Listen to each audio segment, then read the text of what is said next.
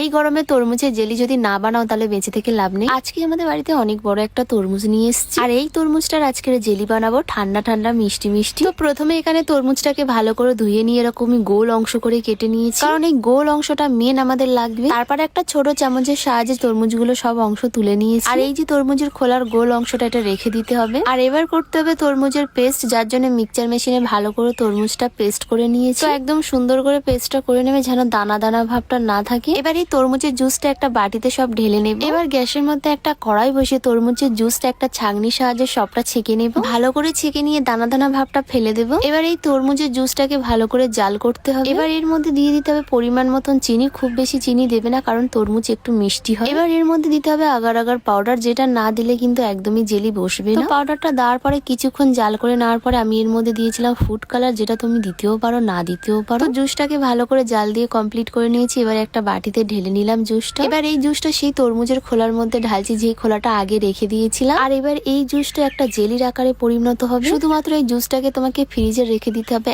1 থেকে 2 ঘন্টা। এই যে দেখো তরমুজের জুসটা জেলির আকারে পুরো পরিণত হয়ে গেছে, আর জেলিটা কত সুন্দর লাগছে শুধু দেখো দেখতে। আর এই জিনিসটার কি নাম দেবো আমি বুঝতে পারছি না, তরমুজের জেলি না তরমুজের পুডিং বুঝতে পারছি না, তোমরা কমেন্টে বলো। এই তরমুজের জেলিটা মনে হচ্ছে খোলা শুধু খেয়ে নি, কারণ এতটা সুন্দর লাগছে দেখতে। একদম ঠান্ডা ঠান্ডা মিষ্টি মিষ্টি নরম তুলতুলে জেলি, মানে এতটা সুন্দর লাগছে খেতে কি বলবো। শুধুমাত্র চিনির পরিমাণটা একটু কম দেবে, খেতে খুব ভালো লাগবে, আর গালে দেওয়ার পরে পুরো গলে যাবে আমনা আমনি। তো তরমুজের জেলিটা কেমন লাগলো অবশ্যই জানাবে।